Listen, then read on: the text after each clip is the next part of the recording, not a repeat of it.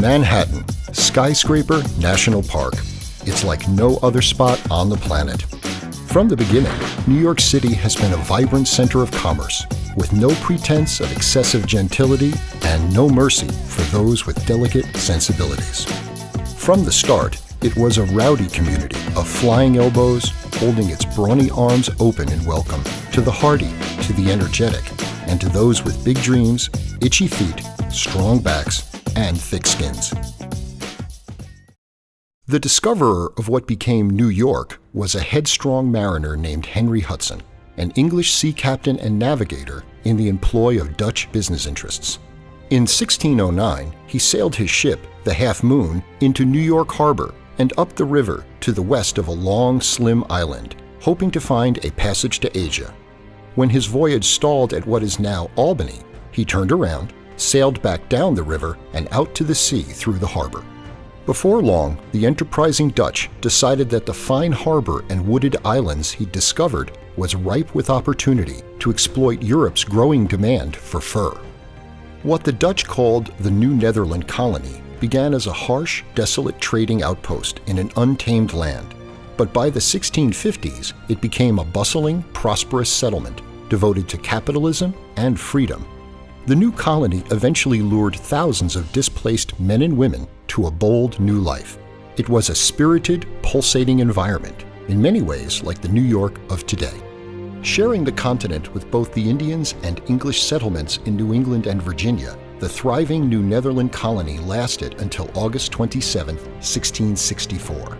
That was the day a fleet of warships entered the harbor, aimed its cannon at the little fort at Manhattan Island's southern tip, and demanded the surrender of the colony to the English Empire. As the English flag first fluttered over what the invaders promptly renamed New York, English soldiers found 48 thick, leather-bound volumes of deeds, wills, the minutes of meetings, petitions, contracts, and correspondence, the meticulously maintained, handwritten autobiography of America's first multicultural society. The English found those painstakingly maintained documents most valuable in their use in substantiating land titles. More than a century after the English took final possession of New Netherland, as all 13 British colonies erupted in rebellion against English rule, the documents were gathered and deposited for safekeeping in the holds of 2 British warships in New York Harbor. After passing into the hands of the English, and then the new American government, the records endured countless hazards. They were threatened by damage from water, ship rats, and fire. By movement of the volumes between New York and Boston, many were simply lost. Ultimately, the documents found their way to the New York State Library in the Capitol in Albany by the 19th century. In March 1911, the state capitol, containing the state library, caught fire, destroying 450,000 books and 270,000 manuscripts, including some of the Dutch colonial papers. What remained of many of the records were only heaps of charred, baked papers, water-damaged and frozen into black clumps. Others, however, blackened at the edges and margins and faded by the assault of flame and water, remained essentially intact.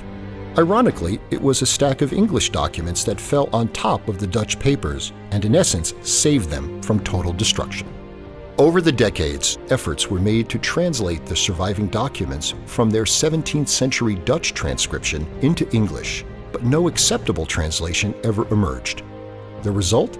The vital story of the New Netherland colony has remained for centuries the great untold tale of America's history. America's Dutch history needed both a translator and a storyteller. And they finally found one in Dr. Charles Goering. Charlie Goering is a linguist, historian, and a Fulbright scholar. His specialties are German and Dutch. In 1974, fresh off a teaching stint at the State University at Albany, Goering moved into space in the New York State Library and began the painstaking task of translating into English from their original 17th century Dutch some 12,000 surviving, handwritten documents created 3.5 centuries before by the rulers of New Netherland. To Charlie Goering, the events they chronicle are current, and he speaks of them in the present tense. Dutch has evolved just as English has evolved from Elizabethan times, let's say.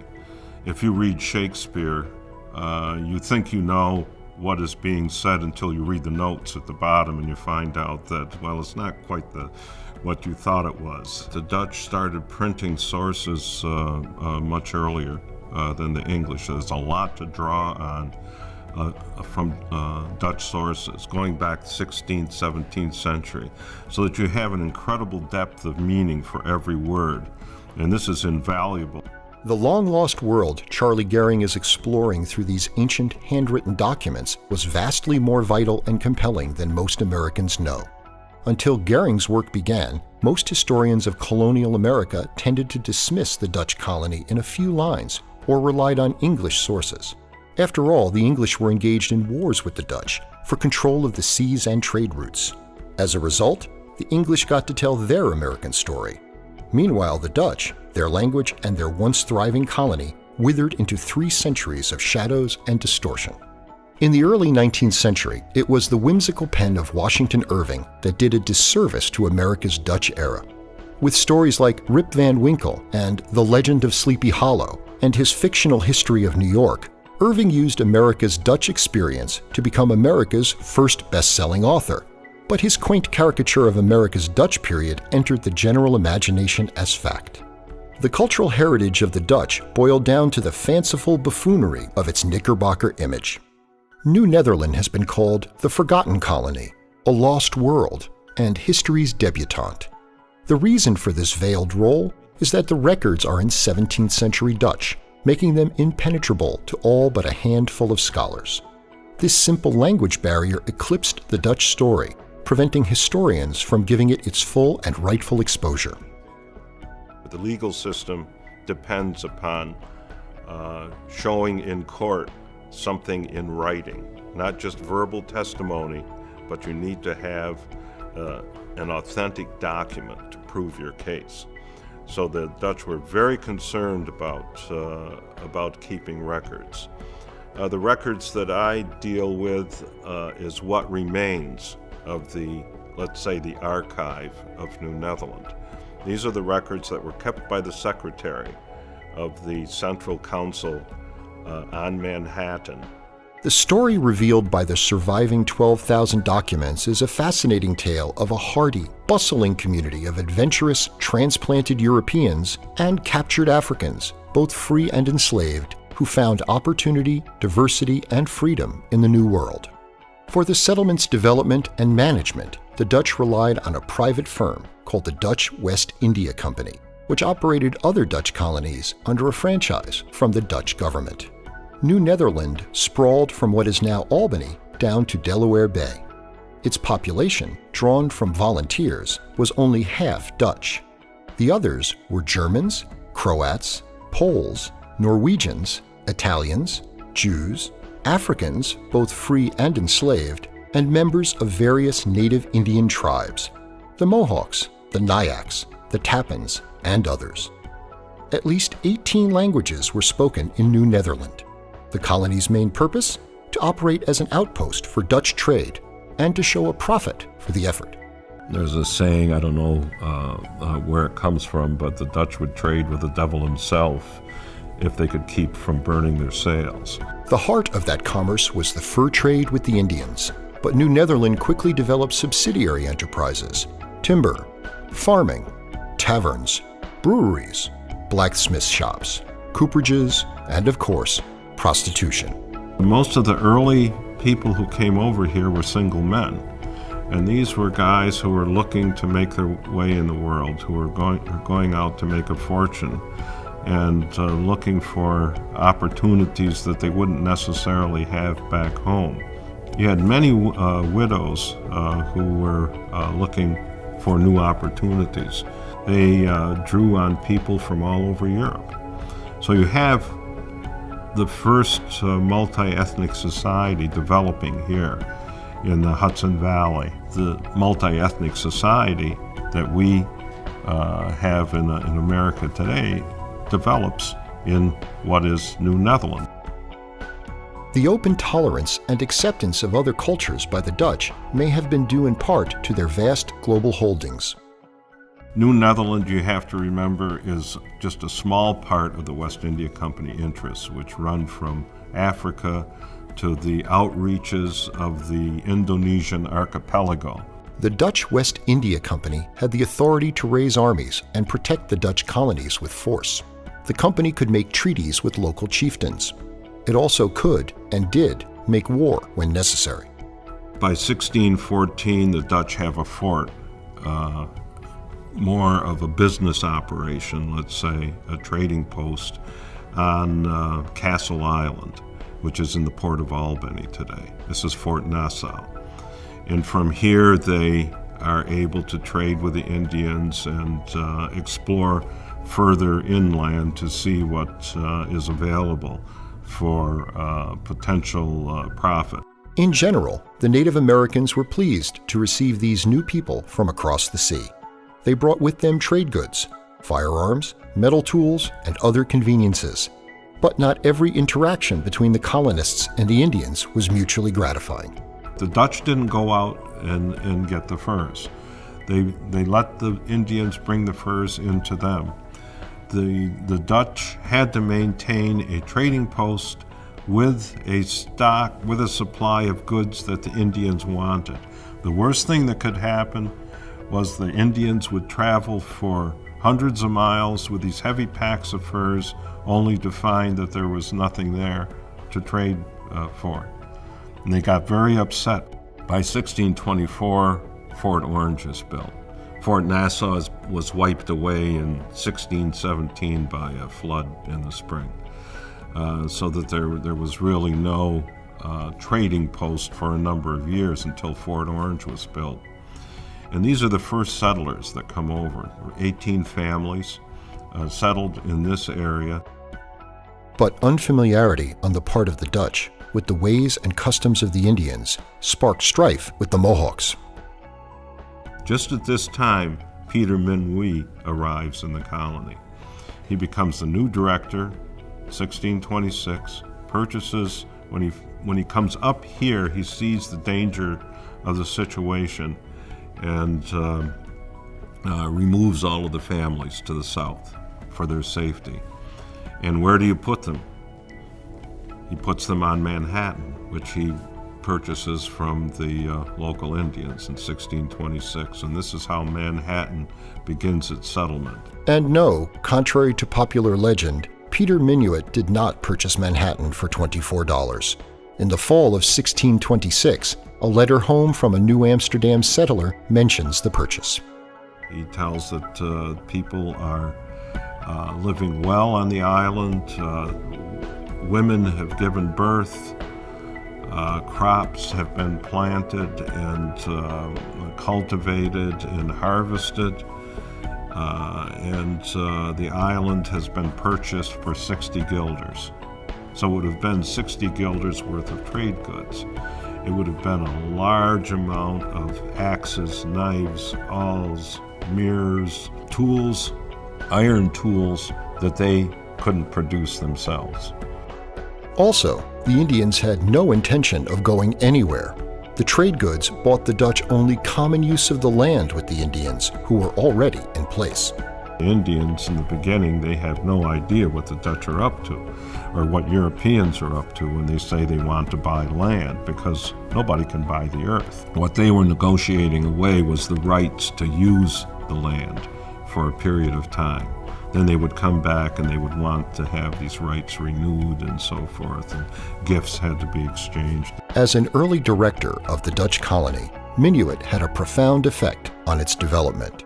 But he had enemies in both Europe and New Netherland, and was eventually fired from the job. He responded by accepting the post of director of a rival Swedish North American colony near what today is Wilmington, Delaware. Unfortunately for Minuit, on an ocean journey back to Europe, the man who'd purchased Manhattan for the Dutch stopped to dine with a friend aboard a Dutch ship. When a storm came up, the Dutch vessel, with Minuit aboard, fell victim to the storm's ravages. The Swedish ship makes it back to Sweden with the second in command, but Minuit has gone to the bottom. Minuit's downfall occurred because he favored New Netherland developing as a community of committed settlers rather than as a mere trading post. The fall of the Dutch colonial empire in Brazil ended up accomplishing what he wanted to see happen in North America. During the 1650s, settlers flooded into New Netherland instead of Brazil, until its population reached almost 10,000 people. Clearly, such a surging community needed a strong hand to manage it. That strong hand was about to appear. PeterStuyvesant, or PeterStuyvesant, as he called himself once he'd earned a university education and had been exposed to Latin, was born in 1610 and thrived in the employee ranks of the West India Company as a soldier. He advances rapidly in the West India Company, which demonstrates his abilities. Bright, courageous, and resilient, Stuyvesant made his medal in a hard-fought battle against Dutch enemies on the Caribbean island of St. Martin, where he fell victim to a rough-hewn cannonball during the ill-fated siege of a Spanish fort. The second shot fired from the Spanish side bounces up and hits him in the right leg and takes him out of action. This is like the second day he's there. His leg has to be amputated. In the 17th century, amputation was a horrific process and often fatal. The rugged Stuyvesant, however, survived the ordeal and was sent back to the Netherlands to recuperate. There, he recovered from his injury and also married. In 1646, he was named the new Director General of the Dutch colonies in both North and South America. His base of operations, Manhattan Island in the New Netherland Colony. When he comes to New Netherland, he's only 36 years old.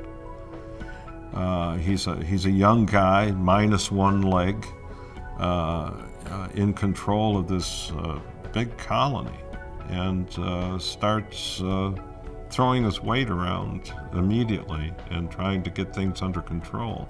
One of Stuyvesant's first chores was to try to impose order and security on what was rapidly becoming a bustling, rowdy, and quite prosperous community. The colony's nerve center was now Manhattan, but Fort Orange, on the site of what's now Albany, had also become a busy port and trading center. He was in charge of New Netherland during this period of time that showed such promise for the colony. Unfortunately, it also brought the colony to the attention of the English. The English had colonies in Virginia and New England and cast an avaricious eye on the Dutch-held land between them. Some of that Dutch land was held by rich absentee landlords back in Europe, like prosperous gem dealer Kilian van Rensselaer. Dr. Yanni Venema, the associate director of the New Netherland Project, is at work on a book about the noted patroon, including his unusual investment. What is interesting, I think, is by starting this undertaking in New Netherland, buying land somewhere across the ocean, that was something not many people did that. That was very new. Van Rensselaer was a director of the West India Company, and his agreement for his patroonship required him to transport at least 50 people over a 4-year period to farm the land he had acquired from the Indians. In Europe, he actively recruited those hoping for a new start. There are chances in this new world to earn something, and you can sign on with a patroon for, say what, 4 years, 5 years, 6 years. And after that you could come back to the Republic, or you could stay there and have more chances. While some rich Dutch merchants like Kilian van Rensselaer were investing in patroonships in the New World, New Netherland leader PeterStuyvesant, armed with his knowledge of what both the Caribbean and the Dutch colony had to offer, planned not only to trade with the Indians, but also to turn New Netherland into a trade center for the Western colonial world. Goering learned that from studying the documents. The document where I found the information about the trade center is in a letter that's written to Stuyvesant by the directors of the West India Company in Amsterdam. We don't have Stuyvesant's correspondence. That's all been lost, but we have the replies of the directors of the West India Company to his correspondent. He could only do what they approved, but he had a time delay because it took so many months for his proposals and his letters to get to the directors, and in the meanwhile he could pretty much do what he wanted until they objected to it, and then he would have to stop. Stuyvesant, Goering discovered, not only tried to build the colony's prosperity, he was determined as well to protect it. In 1653, the year New Amsterdam was chartered as a city, Stuyvesant was committed to keeping the English from taking possession of it. Goering found and translated a document in council minutes that outlined Stuyvesant's plan to preserve the city. The document where it stated that everyone should be involved in constructing the wall from the Hudson River to the East River, it's considered an urgent matter. Everyone is working. And they dig a trench from river to river, put up a barrier on the north side of the trench, and put posts in the ground and planks in between so that there is a defensive line. Every so many feet they'll put cannon and have sentry boxes. And of course this follows the street that is now known as Wall Street. When historian and librarian Peter Christoph became curator at the New York State Library, he found it frustrating to have in his custody tens of thousands of ancient Dutch documents that nobody could read. When he met Dr. Charles Goering at a history conference in the early 1970s, he knew he'd found the solution to his problem. This meeting ultimately led to the establishment in September 1974 of the New Netherland Project, under the sponsorship of the New York State Library and the Holland Society of New York, with Goering as translator and editor of New York's colonial documents. When I started, I figured I would be doing this for 1 year, and that was it. It was almost that because our money ran out after 1 year. But I became so intrigued with the Dutch, with this information, and knowing that people didn't know about this at all, and that for me, as a Germanic linguist and a historian, I was what better combination could you have than translating Dutch documents of a historical period that few people knew about? Partial funding for the New Netherland Project came from the National Endowment for the Humanities, the Friends of New Netherland, now known as the New Netherland Institute, and is continued by generous private donations. The documents Goering is translating are the official records comprising the remains of the archives kept in the Provincial Secretary's office in the fort in New Amsterdam. They cover the whole of New Netherland, not just the events on Manhattan Island. Everything that we translate is published by Syracuse University Press. We provide each manuscript with an introduction, with a subject index, and other apparatus, scholarly apparatus, and the purpose is for people who can't read 17th century Dutch to have access to the information in the records in the best way possible. I used to do this in longhand back in the dark ages before computers and so forth. I did everything on yellow legal pads. Now Yanni simply types it in onto disk, the transcription. We do a transcription exactly as it's laid out on the page. After the transcription is made, I get a printout of the transcript and I start translating. Already at that point, we're starting to work on problems of translation. But the major problem is what's missing. What has been burnt away or been cut away or lost as a result of the mishandling or various fires they've gone through. For a novice attempting to follow in Goering's translating footsteps, there are other issues in addition to the condition of the documents themselves. This is the first obstacle that a student, for example, runs into if they want to learn 17th century Dutch, is cracking the code of the handwriting. But it can be learned, and it's not impossible. It's very regular. Once you learn it, it's like, as I said, reading a typewritten page. It's so good. The person who has the most difficult handwriting and apparently never learned the secretarial style is PeterStuyvesant. His handwriting is very, very difficult. Washington Irving's whimsical literary image of the New York Dutch is undergoing a stark transformation as the New Netherland Project translation unfolds. People have taken this satire to be history, unfortunately. Dutch devolve into this fat burger sitting on his porch, smoking a clay pipe and watching the world go by, as if all of the Dutch were of that sort in New Netherland, that you couldn't really take them seriously. The textbooks from the time I was growing up would dismiss New Netherland in just a couple of words. Minuit bought the island for $24, Stuyvesant had a wooden leg, and then you're on to the revolution. And that was basically it.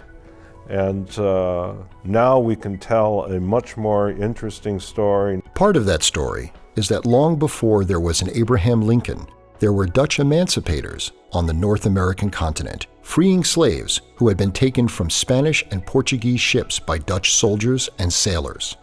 Goering discovered in council minutes that the Dutch began freeing captured slaves in 1648.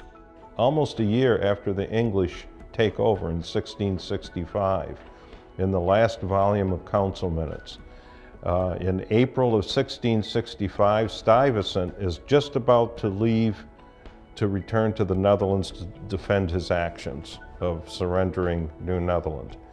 He draws up a document to show that the blacks who are living on these farms along the road to his Bowerai are free, are freed slaves, are manumitted slaves. And they go through each family mentioning their names and when they were manumitted and where the location of their land is.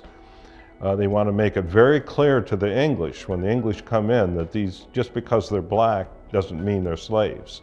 If I were to say one thing that probably had the most significant impact on the Hudson Valley and the territory administered by the Dutch is the variety of people they brought over here. Here you have Germans, you have Slovaks, you have Poles, Lithuanian Jews, and Scandinavians, French, all living in communities with one another. And they are forced to make accommodations according to the cultural values that they bring over with them. It is the Dutch who introduced a melting pot of humanity that took root in the Hudson and Delaware Valley.